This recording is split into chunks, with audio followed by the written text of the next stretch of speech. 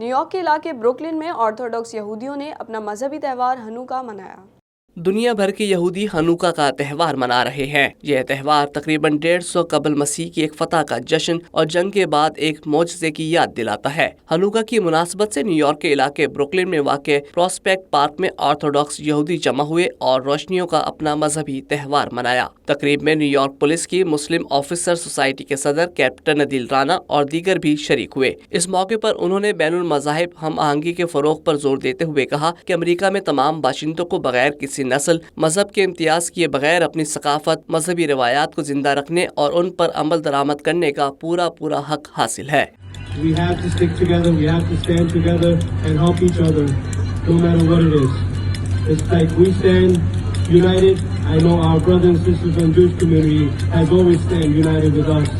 So it's a very proud moment. We're here to celebrate together. And we will continue to celebrate together in the future. Happy Hanukkah and God bless. یہودی روایات کے مطابق جب ایک مجاہد نے 3 سال کی مسلسل جدوجہد کے بعد ہیکل آباد کروایا، ہیکل میں صرف ایک دن کے لیے چراغ جلانے کے لیے موجود تیل حیرت انگیز طور پر 8 دن کے لیے کافی ہو گیا تھا۔ اسی دن کی یاد میں یہودی ہر سال ہنوکا کا تہوار مناتے ہیں۔